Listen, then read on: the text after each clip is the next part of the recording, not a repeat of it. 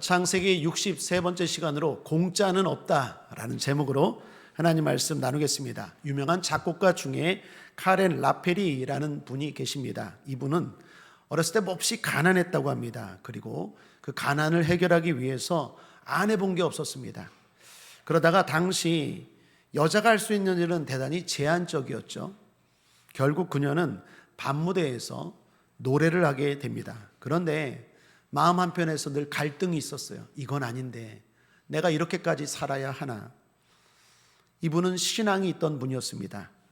그런 어느 날 교회에서 설교를 듣다가 마태복음 6장 33절 말씀이 마음에 부딪혔어요. 우리가 흔히 말하는 레마의 말씀으로 다가온 거죠. 마태복음 6장 33절, 그런즉 너희는 먼저 그의 나라와 그의 의를 구하라. 그리하면 이 모든 것을 너희에게 더하시리라. 이 말씀이 마음에 확 다가왔는데 마음이 뜨거워졌습니다. 하나님이 분명 설교하시는 목사님을 통해서 나에게 주시는 말처럼 들린 거예요. 그리고 그것이 확실하다는 걸 느끼는 사건이 또 하나 발생합니다.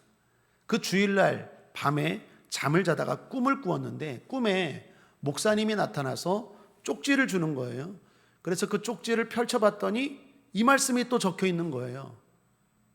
그런즉 너희는 먼저 그의 나라와 그 의를 구하라. 그리하면 이 모든 것을 너에게 더하시리라. 아침에 일어나서 이분은 깨달았어요. 이거 분명 하나님이 나에게 말씀하시는 거구나. 더 이상 지체할 수 없다. 그래서 바로 클럽에 가서 통보했습니다. 앞으로 나는 이제 클럽에 나오지 않겠습니다. 노래하지 않겠습니다. 그만두겠습니다. 멋지게 사직표를 내고 하나님 말씀에 순종했다는 것입니다. 자, 그런데 문제가 생겼어요. 뭡니까? 먹고 살아야 하잖아요. 멋지게 하나님 말씀에 순종하고 사표는 냈는데 앞으로 살아갈 길이 막막한 거예요. 이제 또 뭐 먹고 사나? 다음 달에 월급이 안 나올 텐데 뭘 먹고 사나? 걱정이 찾아올 법도 한데 이상하게 마음에 걱정이 하나도 안 되는 거예요. 분명히 대책도 없는데 오히려 기도하고 예배하고 찬양하니까 기쁨이 넘치고 확신이 생기는 거예요. 그렇게 한 달이 지났을 때쯤 그녀가 작곡에 대한 마음이 생겼어요. 원래 가지고 있는 달란트가 노래, 음악 아닙니까? 내가 가지고 있는 이 은사를 가지고 하나님을 위한 찬양을, 복음성가를 작곡해야겠다. 그리고 생각해 보니까 자신이 받은 말씀, 설교 때 받은 말씀, 꿈에도 동일하게 받은 말씀, 마태복음 6장 33절 이 말씀을 가사로 작곡을 했어요. 그렇게 탄생한 복음성가가 먼저 그 나라와 그 의를 구하라입니다. 여러분 한번 들어보셨을 거예요. 좀 오래된 찬양인데 먼저 그 나라와 의를 구하라. 그 나라와 그 의를 그리하면 이 모든 것을 너희에게 더하시리라. 할래. 여러분 들어보셨죠? 그 좋은 주일학교 나오신 분들은 다 아실 거예요. 복음성가가 많이 불려지기 전에 옛날에는 별로 없었을 때 이 찬양이 세상 말로 히트를 쳤어요.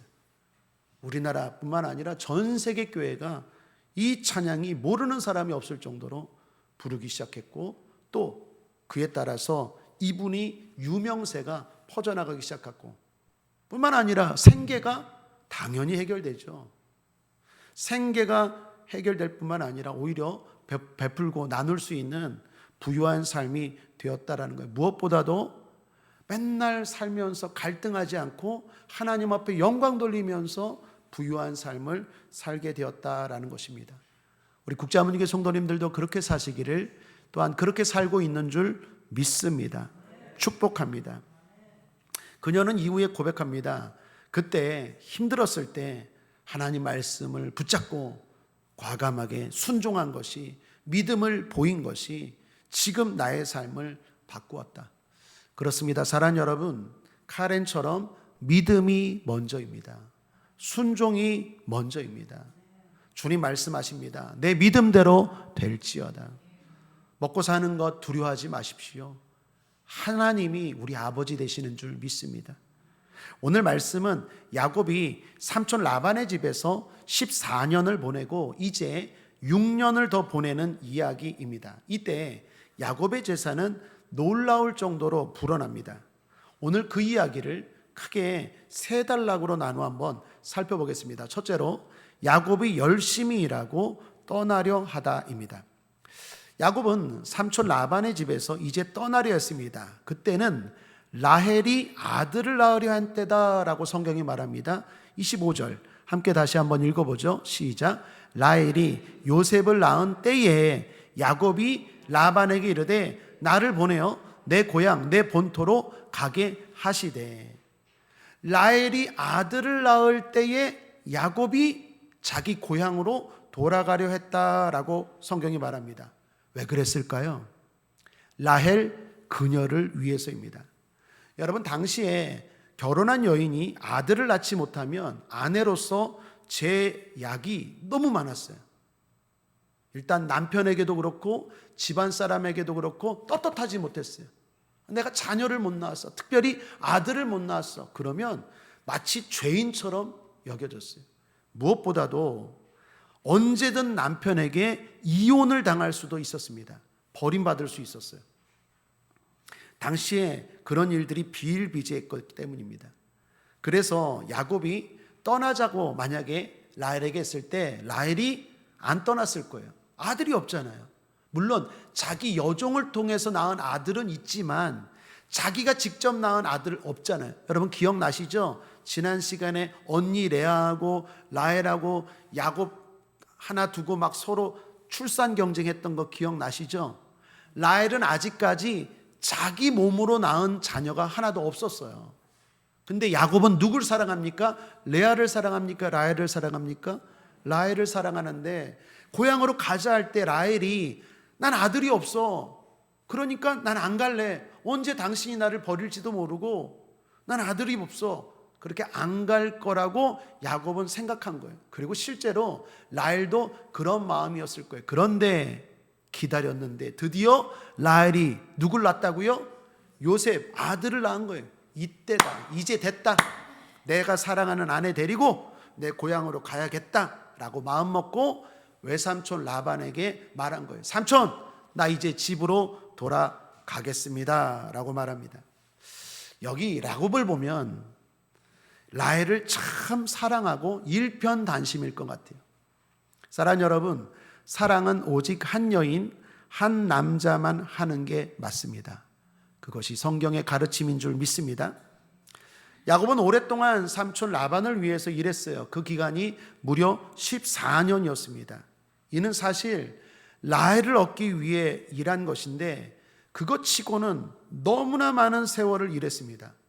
당시 보통 아내를 얻기 위해서 아내 집안에 지불하는 돈이 성인 남자들이 3년 반 일한 월급, 그 임금을 지불하고 아내를 데려갑니다. 그런데 야곱은 14년을 일했으니까 2배면 7년이고 14년이면 4배예요. 4배. 당시에 돈을 지불하는 것 4배를 돈이 없으니까 몸으로 때운 거예요. 4배를 일하고 라헬을 데리고 가려고 한 거예요. 당시 풍습과 비교해도 너무 많은 시간입니다. 그런데 야곱은 이 긴 14년 동안 어떻게 일했을까요? 얼렁뚱땅 일했을까요? 아니면 최선을 다해 일했을까요? 최선을 다해 일했어요. 특히 상대방인 외삼촌 라반이 봐도 이건 인정할 정도로 최선을 다해서 일했어요. 여러분 성경 보십시오. 26절입니다. 내가 외삼촌에게서 일하고 얻은 처자를 내게 주어 나로 가게 하소서. 내가 외삼촌께 한 일은 외삼촌이 아시나이다. 삼촌 알죠? 외삼촌 봤죠? 내가 놀았습니까? 놀지 않았어요. 나 정말로 삼촌이 알다시피 열심히 일했습니다. 한 번 더 말합니다. 29절 야곱이 그에게 이르되 내가 어떻게 외삼촌을 섬겼는지 어떻게 외삼촌의 짐승을 쳤는지 외삼촌이 아시나이다. 내가 굳이 말하지 않아도 삼촌이 알죠? 봤죠? 내가 정말 성심을 다해서 일했습니다 라고 말하는 거예요. 자, 그런데 이건요 대단히 놀라운 일입니다. 왜냐하면 외삼촌 라반이 야곱을 속였습니까? 안 속였습니까? 속였잖아요. 라헬 준다고 처음에 14년 일하기로 처음부터 계약하고 일한 겁니까? 아니죠. 라헬 준다고 해서 일한 거잖아요. 그것도 라헬을 너무 사랑해서 야곱이 7년 갑절로 일해줬잖아요. 근데 첫날 밤 누가 들어왔습니까? 라헬입니까? 레아였잖아요. 삼촌이 속이고, 그래서 7년 더 일하면 라헬 준다. 그래서 14년을 억울하게 속임당해서 일한 거예요. 자, 그러면 야곱 입장에서는 삼촌이 미울까요? 이쁠까요? 밉죠. 이쁘겠습니까? 밉죠. 또한 이건 불공평한 거 아닙니까? 억울한 거 아니에요? 자, 그러면 여기서 야곱이 1번 성실하게 일하는 게 맞다. 2번 억울하니까 미우니까 대충 일하는 게 맞다. 1번일까 2번일까? 보통 사람들은 2번이죠. 미워요. 날 속였어요. 더군다나 이건 누가 봐도 불공평하고 억울해요. 그러니까 어쩔 수 없이 라헬 때문에, 라헬을 얻기 위해서 일은 하지만 내가 대충 한다. 시간만 때운다. 이게 맞는 거죠. 그렇게 해도 정상이죠. 그런데 야곱은 어떻게 했다고요? 최선을 다해서 일했다라는 거예요. 자, 여기서 중요합니다. 왜? 야곱은 왜 이렇게 일했을까요? 야곱이 바보입니까? 야곱 바보 아니에요. 야곱이 야망이 없었을까요?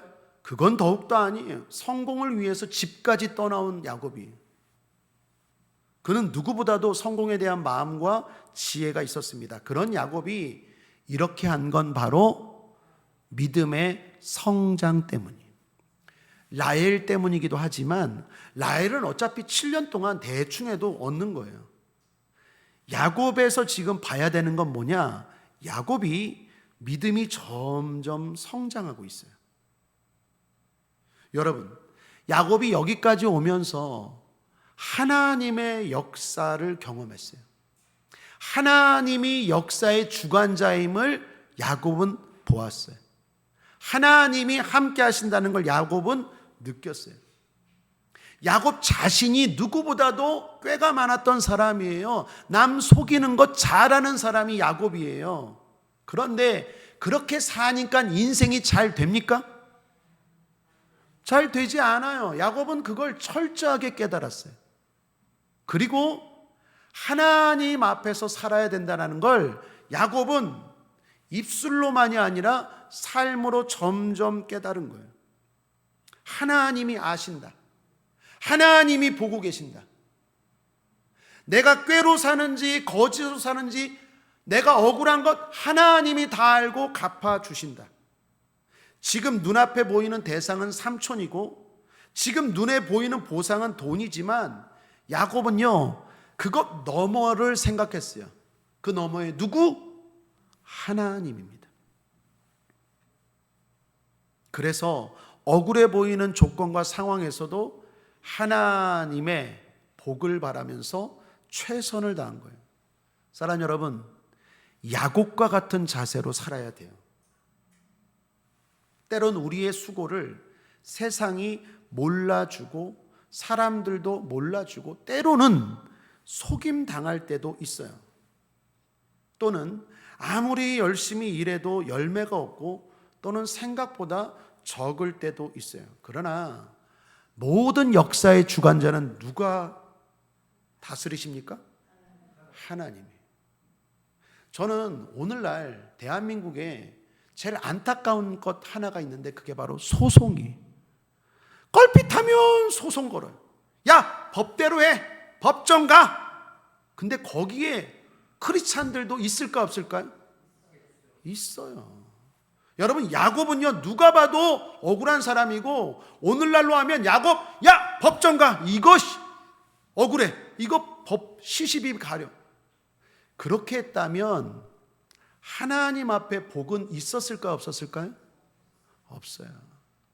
우리는 사람 너머에 계신 하나님을 볼 줄 알아야 돼요. 당장 내 앞에 들어오는 돈 그 몇 푼이 아니라 그 뒤에 계시고 그 모든 걸 판단하시는 하나님 앞에서 살고 일해야 될 줄 믿습니다. 그 눈이 열릴지어다. 그 영안이 열릴지어다. 그렇게 살아야 진짜 복을 받아요. 여러분, 흔히 하는 이야기 가운데 이런 이야기가 있잖아요. 어떤 사람이 공사 현장을 지나가다가 벽돌을 쌓는 일용직 노동자들에게 물었다고 하죠. 지금 뭘 하고 있습니까? 그랬더니 첫 번째 사람이 퉁명스럽게 대답해요. 일하는데 힘든데 말 거니까. 보면 몰라요? 벽돌 쌓고 있죠. 두 번째 사람에게 물었대요. 지금 뭐 하고 있습니까? 그랬더니 이 사람도 귀찮은 듯 건축하고 있지 않습니까? 세 번째 사람에게 물었어요. 그랬더니 이 사람은 한숨을 쉬면서 목구멍이 포도청이라 지금 일하고 있지 않습니까? 근데 네 번째 사람에게 물었어요. 지금 뭐 하고 있습니까? 그랬더니 하나님의 성전을 짓고 있습니다. 6개월이 지났어요. 이 지나가던 사람이 다시 그 길을 지나가는데 첫 번째, 두 번째, 세 번째 대답했던 사람은 똑같이 그렇게 일하고 있는데 네 번째 대답한 사람이 안 보여요. 어디 갔지? 그 공사 현장의 소장이 된 거예요. 6개월이 또 지나고 나서는 그 건축의 사장이 되었대요. 똑같이 일을 해도 뭘 보고 일하느냐에 따라서 삶의 태도는 달라질 거예요. 여러분이 청소를 하던 무슨 일을 하던 하나님 앞에서 사십시오. 하나님 앞에서 일을 하십시오. 내가 이 돈 받으려고 이렇게 하나? 그럼 여러분 인생 불행해지는 거예요. 여러분도 똑같은 세상 사람이에요. 하나님의 사람들은 설령 나를 속일지라도 너 지금 내 앞에서 꾀를 부리는구나? 우리 하나님이 다 갚아주신다. 너 뒤통수 맞을 줄 알아라. 나 속이다가. 그런 여유와 믿음이 있어야지 그거 몇 푼 가지고 그거 가지고 막 멱살 잡고 싸우고, 이건 하나님의 사람이 아니에요. 근데 이게 쉽게 되지 않는다니까요. 야곱도 처음에는 이렇게 살지 않았어요. 그런데 고난이, 시련이, 아픔이 야곱을 성숙하게 만들어요. 야곱을 깨닫게 하는 거예요. 하나님이 아셔. 하나님이 갚아주셔. 사랑하는 여러분, 돈으로 여러분 자신을 평가하지 않게 되기를 바랍니다. 그건 스스로의 가치를 떨어뜨리는 거예요. 여러분이 한 달 얼마나 벌고 일하십니까? 그것 때문에 내가 하는 태도가 달라진다면 그것만큼 우리 자신 비참한 거 없어요. 하나님 앞에서 일하는 거예요. 그래서 우리는 영어로 직업을 잡이라고 하지 않고 보케이션이라고 하는 거예요. 한번 따라하겠습니다. 내가 하는 일은 직업이 아니라 천직이다. 그런 마음으로 청소하고 그런 마음으로 허드렛 일 같은 것일지라도 한다면 하나님이 갚아주실 거예요. 하나님이 보상해 주실 줄 믿습니다. 공짜는 없습니다. 둘째로 라반이 품삯 협상을 합니다. 한번 따라하겠어요. 라반이 품삯 협상을 하다. 자, 야곱이 떠나려 하자 라반이 쉽게 내어주겠습니까? 아니죠. 라반은 여전히 아주 머리가 잘 돌아가는 사람이고 세속적인 사람이에요. 꾀로 사는 사람이에요. 믿음이라고는 조금도 없어요. 야곱을 놓아줄 리 없죠. 왜요? 야곱 때문에 엄청나게 부가 증식이 됐거든요. 라반은 마음이 급해졌습니다. 그래서 라반이 야곱을 잡으려 해요. 27절입니다. 함께 읽어보죠. 시작. 라반이 그에게 이르되 여호와께서 너로 인하여 내게 복 주실 줄을 내가 깨달았노니 내가 나를 사랑스럽게 여기거든 유하라. 자, 그래서 임금 협상 테이블이 마련됩니다. 그리고 라반은 야곱에게 먼저 물어요. 자, 조건이 뭐냐? 내가 다 맞춰줄게. 무엇인지 말하라. 자, 그러자 야곱이 좀 엉뚱한 제안을 합니다. 이거 잘 보셔야 돼요. 자, 31, 32절입니다. 함께 읽죠. 시작. 라반이 가로되 내가 무엇으로 내게 주랴? 야곱이 가로되 외삼촌에게서 아무것도 내게 주실 것이 아니라 나를 위하여 이 일을 행하시면 내가 다시 외삼촌의 양떼를 먹이고 지키리이다. 오늘 내가 외삼촌의 양떼로 두루 다니며 그 양 중에 아롱진 자와 점 있는 자와 검은 자를 가리어내며 염소 중에 점 있는 자와 아롱진 자를 가리어내리니 이 같은 것이 나면 나의 싹이 되리이다. 자, 무슨 말인지 아시겠죠? 야곱은 양 중에서, 삼촌이 지금 갖고 있는 그 엄청나게 많은 양 중에서 아롱진 것, 점 있는 것, 검은 것은 지금 있는 거 말고 앞으로 태어나는 것들 가운데서 그렇게 태어나는 건 내 거. 염소 중에서는 점 있는 것과 아롱진 것은 내 것으로 주십시오. 아롱진이라는 말은 얼룩진이라는 거예요. 그러니까 양 중에서는 얼룩진 것, 점 있는 것, 검은 것이 태어나면 내 거. 염소 중에서는 얼룩진 것, 점 있는 것 태어나면 내 것도. 여러분, 그런데 나머지는 삼촌 것. 지금도 그렇지만 양은 흰색이 대부분이고요, 염소는 무슨 색이 대부분입니까? 검은색이 대부분이에요. 점이나 뭐 얼룩진 거나 검은 것, 양 검은 것 거의 없어요. 10%도 안 됩니다. 생물학적으로도 봐도요, 이건 돌연변이나 특이종이래요. 그러니까 10마리, 양이 대부분 흰색인데 10마리 중에서 한 마리가 있을까 없을까? 얼룩진 거나 아니면은 뭐 검은 거나 점 있는 거. 대부분 양은 하얗고요, 염소는 검해요. 염소가 얼룩말처럼 얼룩진 거 봤습니까? 거의 없어요. 이거는 거의 태어날 확률이 드물고, 태어나도 돌연변이고, 또 하나 열성입니다. 열성이 뭡니까? 우성이 좋은 거예요. 열성은 똑같은 종이라도 안 좋은 거예요. 뭔가 부족하니까 그렇게 태어나는 거예요. 그런데 야곱이 어떤 걸 원한다고요? 멀쩡한 것, 흠 있는 것. 흠 있는 걸 달라는 거예요. 라반 입장에서는 어떨까요? 땡큐. 땡큐지. 이 바보가 아닌 이상 안 그러겠습니까? 땡큐지. 그거 가지겠다고 앞으로 그렇게 태어나는 것? 그래, 그럼 그런 거 가져. 그 대신 흰 양은 다 내 거, 검은 염소는 다 내 거다. 야곱이 왜 이런 제안을 했을까요? 이유가 뭘까요? 오늘 30장에는 답이 안 나오는데 다음 시간에 살펴볼 31장에 답이 나와요. 미리 먼저 한번 볼까요? 31장 10절에서 13절 한번 천천히 한번 읽어보겠습니다. 시작. 그 양떼가 새끼 뵐 때에 내가 꿈에 눈을 들어 보니 양떼를 탄 수양은 다 얼룩무늬 있는 것, 점 있는 것, 아롱진 것이었더라. 꿈에 하나님의 사자가 내게 말씀하시기를 야곱아 하기로 내가 대답하기를 여기 있나이다 하매 가라사대 내 눈을 들어보라. 양떼를 탄 수양은 다 얼룩무늬 있는 것, 점 있는 것, 아롱진 것이니라. 라반이 내게 행한 모든 것을 내가 보았노라. 나는 베델 하나님이라. 내가 거기서 기둥에 기름을 붓고 거기서 내게 서원하였으니 지금 일어나 이곳을 떠나서 내 출생지로 돌아가라 하셨느니라. 여러분, 이해가 됩니까? 야곱이 왜 그걸 요구했는지 이해가 돼요? 이유가 뭡니까? 하나님의 말씀이에요. 꿈에 하나님이 그렇게 하라 하신 거예요. 자, 그런데 여기 라반이 내게 행한 모든 것을 내가 보았노라. 할렐루야. 하나님이 다 보고 계시다니까요. 억울하게 한 것 다 봤어요. 그럼에도 야곱이 성실하게 최선을 다해서 열심히 14년을 섬긴 것 다 봤어요.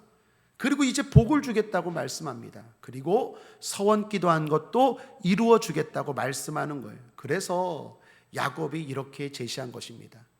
아마 야곱도 하나님의 사자, 천사가 그렇게 말했을 때 하나님이 말한 거죠.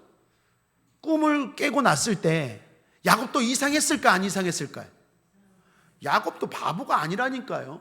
야곱 자신도 이거 이상한데? 상식적으로 말이 안 돼요. 그러나 누가 말씀하셨습니까?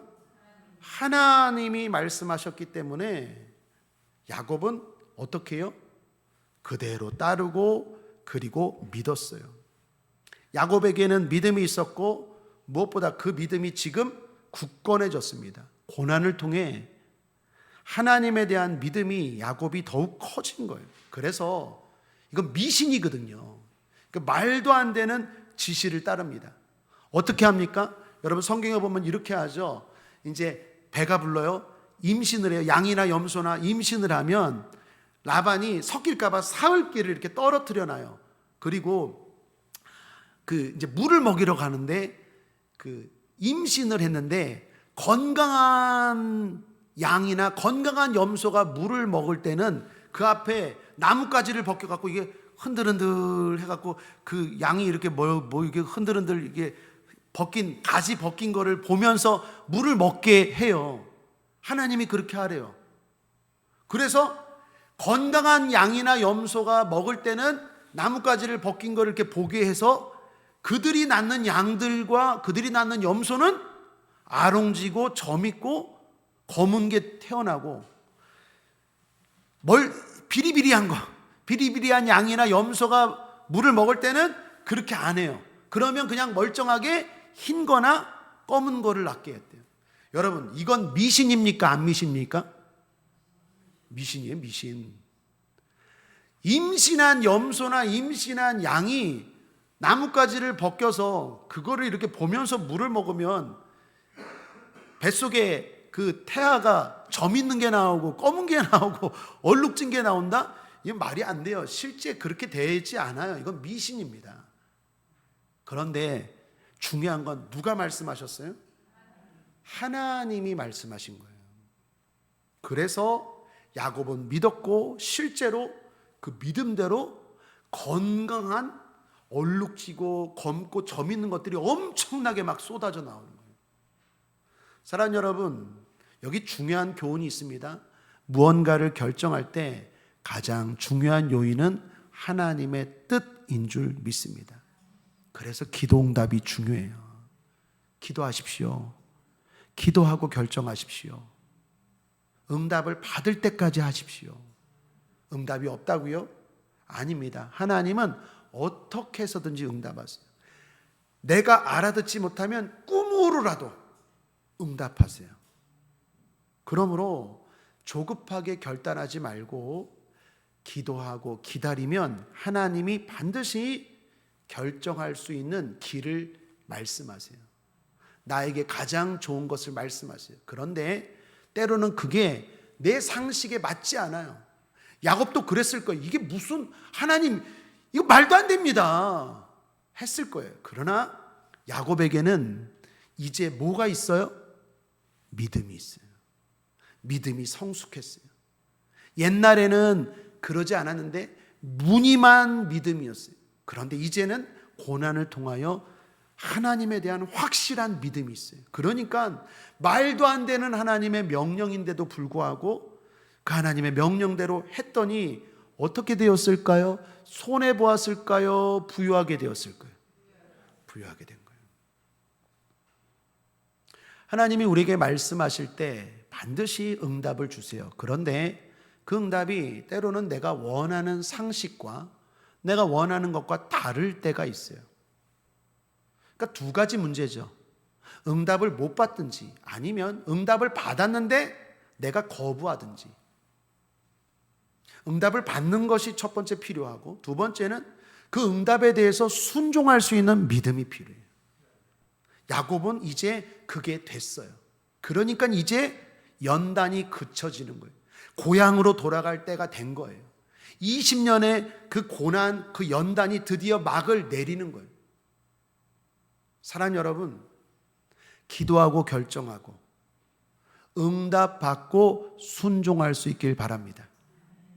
기도하고 응답받을 수 있는 믿음도 있을 뿐만 아니라 하나님이 때로는 말도 안 되는 명령, 손해보는 것처럼 말씀하실지라도 순종할 수 있는 믿음이 있길 바랍니다.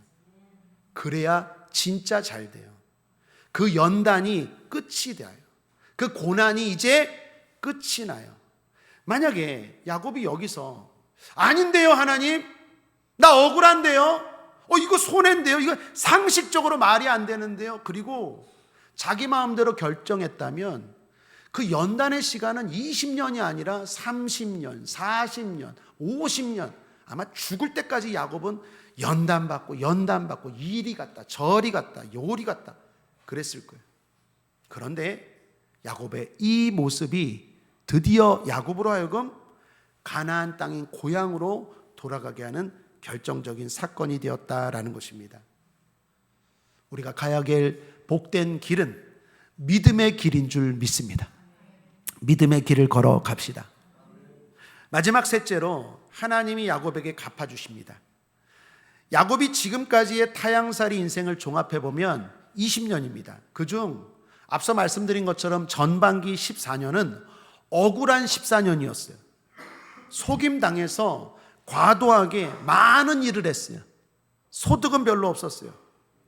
분명히 손해인 것처럼 보였지만 야곱은 그렇게 생각하지 않고 열심히 일했다고 했습니다. 이유는 하나님 때문이라고 했죠. 그리고 하나님은 그런 야곱에게 공평하게 갚아주십니다.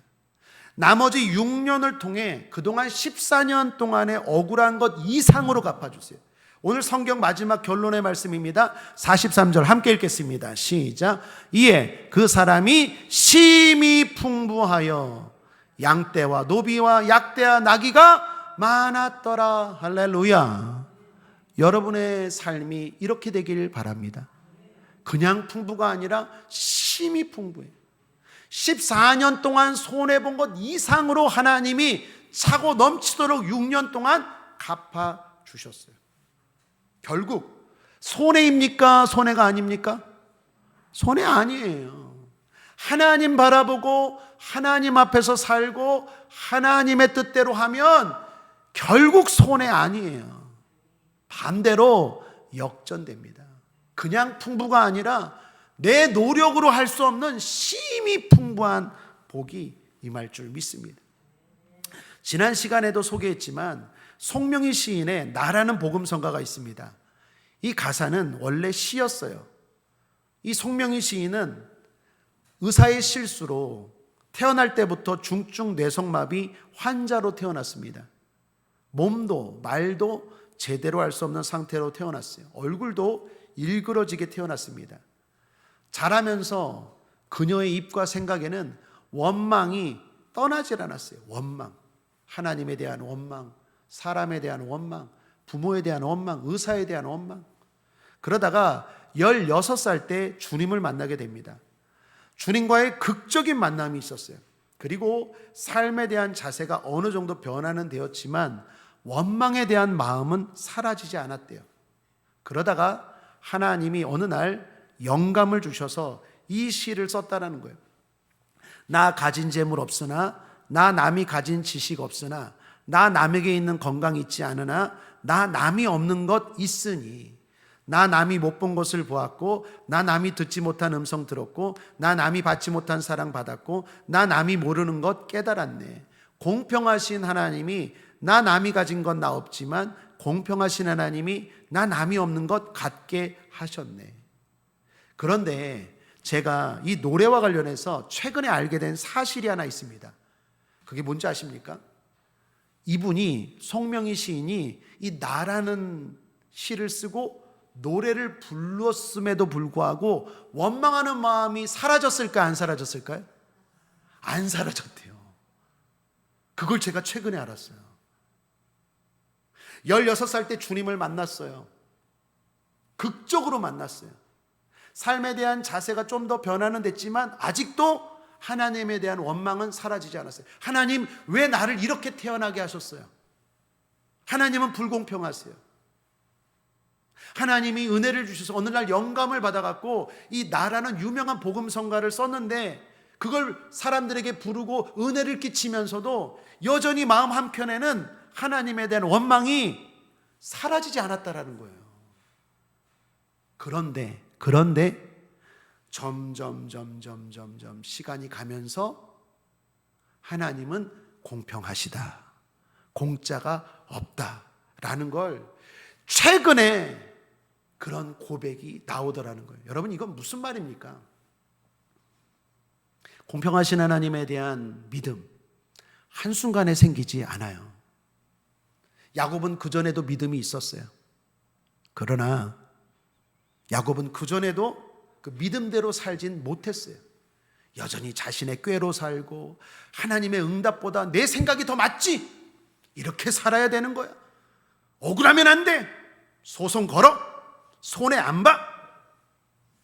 그게 똑똑한 거지. 내가 바본가? 그리고 그렇게 사는 게 잘 사는 거라고 생각했어요. 그러나 10년, 20년 자기보다 더 꾀가 많은 라반을 만나면서, 자기보다 더 세속적인 라반을 만나면서 이리 치이고 저리 치이면서, 아, 하나님이 역사의 주관자시구나. 그리고 드디어 이때 믿음이 생기고 공평하신 하나님을 고백하게 되었다라는 것입니다. 사랑하는 여러분, 성장합시다. 변해갑시다. 지금은 당장 억울하고 또 불공평하게 보이고 원망이 튀어나오고 또 계산이 빠를지라도 하나님을 더욱더 신뢰하고 하나님에 대한 믿음이 자라갈 수 있게 되기를 바랍니다. 그래서 주님은 공평하시다, 공짜는 없다, 주님은 갚아주신다 고백할 수 있는 저와 여러분 되기를 주님의 이름으로 축복합니다. 이 땅에서 만약에 못 받았다면 더 기뻐하십시오. 저 하늘에서 더 크게 하나님은 반드시 분명히 갚아주실 줄 믿습니다. 성구 3개 함께 한번 읽어보죠. 시편 62편 12절입니다. 주여, 인자함도 주께 속하였사오니 주께서 각 사람이 행한 대로 갚으심이니이다. 아멘이십니까? 에베소서 6장 8절입니다. 함께 읽겠습니다. 이는 각 사람이 무슨 선을 행하든지 종이나 자유하는 자나 주에게 그대로 받을 줄을 알미니라. 여러분 믿습니까? 마태복음 16장 27절 함께 읽겠습니다. 인자가 아버지의 영광으로 그 천사들과 함께 오리니 그때 각 사람의 행한 대로 갚으리라. 여러분 믿습니까? 아멘입니다. 말씀을 정리합니다. 공평하신 하나님이 갚아주십니다. 그 하나님의 뜻대로 살고 그 하나님 앞에서 삽시다. 성실하게 믿음으로 기도하겠습니다. 좋으신 하나님 아버지, 감사합니다. 오늘도 하나님을 바라보고 믿음으로 살게 하여 주옵소서. 억울해하지 않게 하여 주시고 원망하지 않게 하여 주시고 짧게 보지 않고 멀리 보고 길게 보는 영안이 열리게 하여 주셔서 공평하신 하나님이 넘치도록 갚아주신다는 것 믿고 날마다 감사와 기쁨으로 최선을 다하여 살아가는 우리 모두 되게 하여 주시옵소서. 감사드리며 예수님의 이름으로 축복하고 기도했습니다.